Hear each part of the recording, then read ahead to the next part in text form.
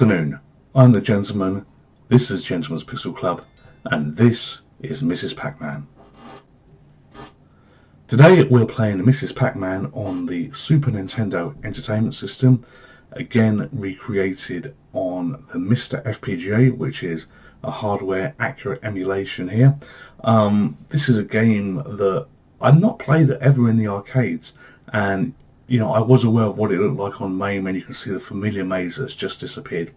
We're going to try it on the SNES, and we're going to do a slightly different version of it because it does offer multiple options here, and we're going to play the strange version.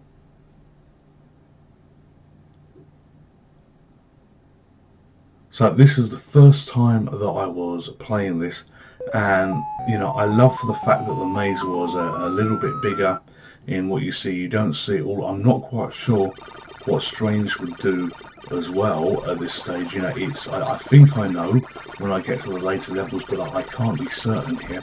And this is just a great game, and I've chosen to play this with pack boost always on, so the game is a lot faster. After this one playthrough of this particular level or this particular set of credits, I will play another game with the pack boost turned off, so you can see it's slower. But of the original Pac-Man, I did kind of think that I was okay on it, so I wanted the speed to try and whip through the levels. What I wasn't counting on this maze to be a little bit more complicated than the original Pac-Man one to do. I seem to remember that being easier, or perhaps because I knew it felt that it was easier. And here's a blue version of what looks like a very similar maze to what we have. And I love the graphics. You've moved from obviously because time has moved on, the original arcade graphics, which I know what they look like from pictures, not too dissimilar from Pac-Man, because if you didn't know, Mrs. Pac-Man was originally a modification board for the original Pac-Man, and there was some changes that happened where they were being sued, the people that did this, because they had created a modification board for Missile Command to turn that into Super Missile Command. So if you ever play Super Missile Command, that is effectively a modded board for Super Missile, for the original Missile Command, and they were doing the same for Pac-Man. In the process of doing this, I believe they actually got employed by Atari or somebody along the way as part of a deal or something. Not 100% sure how that all worked out. As I said, it was a long time ago, and I learnt this from either a documentary that I saw on YouTube years ago, but it might have been a Netflix series as well. But there's a really interesting backstory of how Mrs. Pac-Man and Super Missile Command came together. But loving the graphics that you see on here. Obviously on the board conversion they did of the original, they wouldn't look as nice, but you've got the true shaded graphics that you're looking at that remind me in some cases very much like the Amiga graphics as well. The Amiga had some nice versions of games where they put a little twist on it so it wasn't so bland. And we needed to sell things. We were doing arcade conversions, but these were not the arcade conversions that you would see on the Sinclair Spectrum or anything else like this. These were systems that cost a fair bit of money back then for the SNES. I remember having Mega Drive first, and then I eventually got the SNES. It was either one or the other, the same way as when I had the Amiga and the Atari ST. It was the Atari ST I got first, and then a long time later the Amiga. I've been in a world where I was always chasing effectively what the best version was as well, and with the exception of the Sinclair Spectrum, because I do believe not to have a Commodore versus Spectrum war, but that was absolutely the best 8-bit system you had for the kind of games that it offered. But on to Pac-Man. I'm doing quite well here at the moment. I do have a habit of when I play any kind of games like this that I do want to collect the fruit.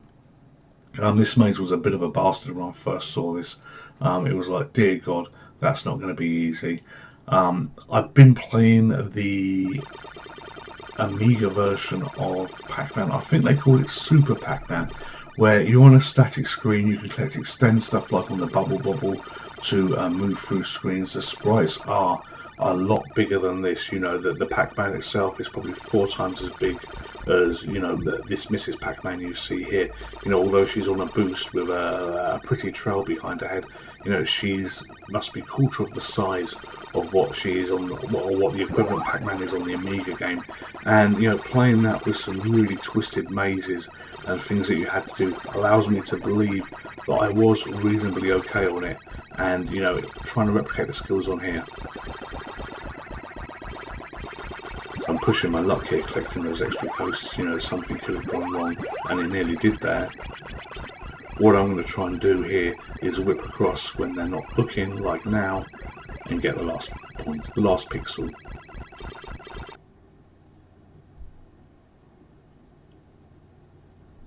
I find this more fun, not seeing the whole maze. You know, when you can see the whole maze, yeah, that's great, that's brilliant, but not 100% knowing, you know, what you've got above you all the time, because you can't see it. Not, you know, being 100% sure what is where, you know, adds a little bit of fun, and does, I suppose, force you to be sure that you try and collect all the pixels. And that was a lucky apple I think I collected there. Yes, it's an apple. I've got to wait to see till I get to the bottom of the screen. And having not played the original, I don't know if the original was like this, but I do love that you've got the multiple exits on the sides there. They really do help. Got myself trapped there. But this again is on the Super Nintendo Entertainment System, and is an absolute wonderful conversion. Thoroughly loving my time on this. You know, I've set up this channel to have a bit of distraction for medical reasons, as I said on the forum, where, you know, I opened this up and, you know, asked people, you know, if they'd be interested, come along, have a look. You know, if they enjoy it, please do give a like and subscribe. But doing this, I know that I'm going to see. Let's just watch the chase. This isn't the Bradley chase though, this is another chase.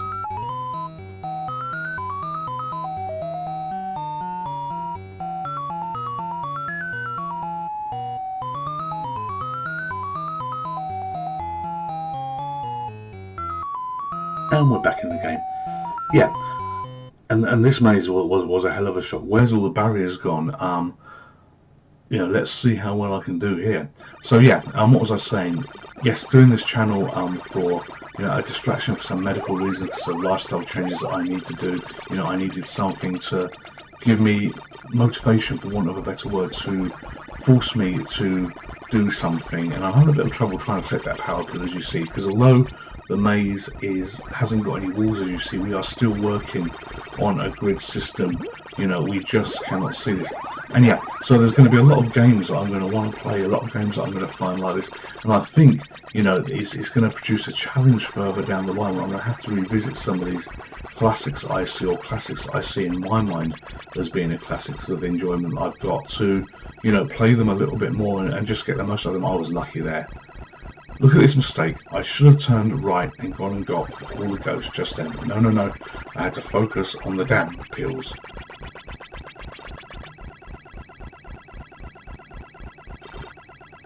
And here we are, dead and game over.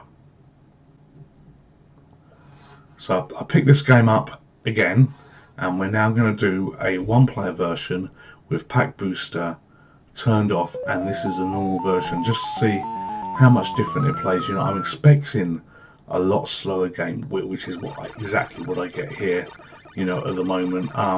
More time to appreciate the quality graphics that have gone into this. And, you know, there's some games that do well on conversions like this, and others that don't. You know, I was deciding, what am I going to do here? You know, I wanted to do a Super Nintendo game, and this is the one that I picked. But before that, I actually picked Super Space Invaders, because I thought, yeah, I remember Space Invaders, and I've only just played Space Invaders when I did the little intro for new subscribers on the channel to give hopefully an idea of what this channel is about. And I thought, yeah, let's do Space Invaders.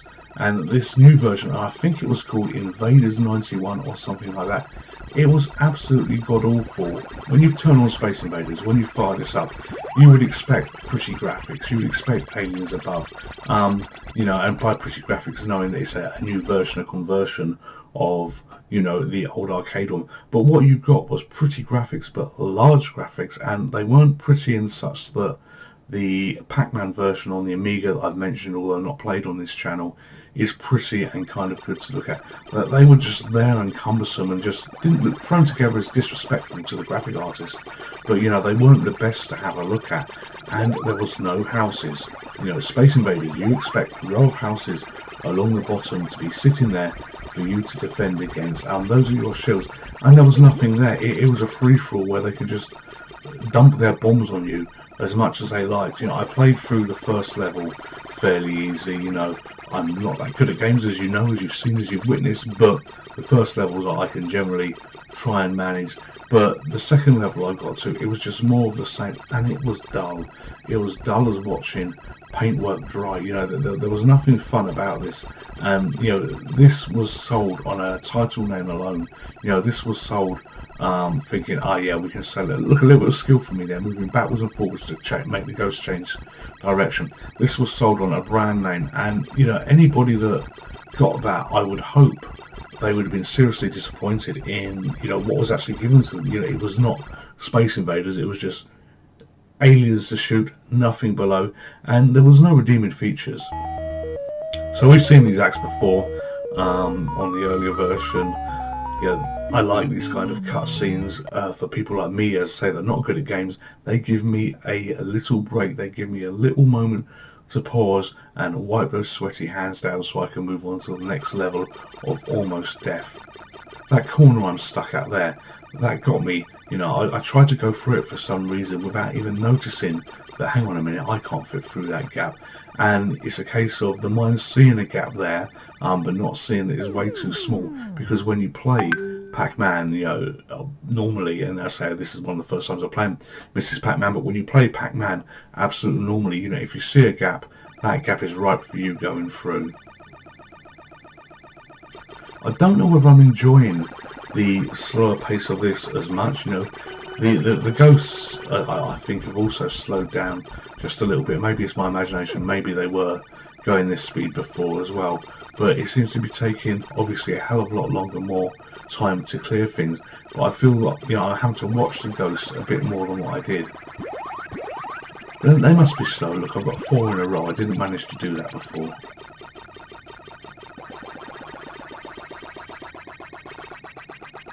So if you're watching this and you're enjoying it, as I've said, you know, if you feel that I've earned your subscription, then please do give a like and subscribe. But I would love some feedback on, you know, if any of you that are looking at this know of arcade conversions like this, that are very much like the original arcade, but they have been vamped up in a way where they look so much more prettier, so much more better to have a look at. There is a URL, the Gentleman's Pixel Club. That is a site that is hosted by Desert Island Fruits. Desert Island Fruits is a fruit machine site for fruit machine emulation, so you never lose any money, you never spend any money on that. But what you do is you play all the UK type machines, all the Dutch machines, some of the German machines as well, that you may remember from the past that used to sit in pubs, that are now collectible items on the PC. They've been created so you have a classic format, which is basically a text-based version, and you have a DX format, which is a graphical version of these in pretty accurate representations of what they were originally, in fact super accurate. The author, Chris Wren, has sadly passed away about a year ago. Yeah, it was August last year that he died, but he had been working on this emulator for 20 years. So if you have an interest in fruit machines, feel free to pop along to that site, and the URL is a Gentleman's Pixel Club, but you can also get that at desertislandfruits.com, and you'll be able to sign up and download that particular emulator with fruit machine layouts and such. But the reason I'm asking you to go there is there's an area on that site that's dedicated to here, and the Gentleman's Pixel Club.com will take you directly to there. Feel free to sign up. It costs nothing to sign up, and in the forum area that's there, you know, if you've got games you want me to try, if you've got games that you want me to have a look at, give it a post there. You know, this is basically a very small channel. You know, we only have 20 plus subscribers at the moment, but that's all you expect, being so new and in a market is absolutely saturated with emulation content and everything else. Of all the markets that I could have picked, you know, I have picked the hardest one to get into, but I've picked a market on something that I know I enjoy, not particularly good at, but I think I can have some fun there. So, and at least I'm having fun. So yeah, feel free to take a look there, sign up, and post what would you like me to play, what would you like me to test, and I'll absolutely give it a go. You know, I'm looking for games that challenge me, that inspire me a little bit, and this has inspired me. So, you know, I want to see other games that are, you know, better looking versions than what we had when these machines originally came out, you know, 10, 12, 15 years before the Mega Drive, before the SNES. You know, if you can think of something that's got upgraded graphics like this, a little bit of strange things like the pack boost here, which I don't know is in the original, I don't think it is, the strange mazes, give me a shout, you know, let me know about it. Anyway, this is Game Over. I'm the Gentleman, this is the Gentleman's Pixel Club, and thank you for watching.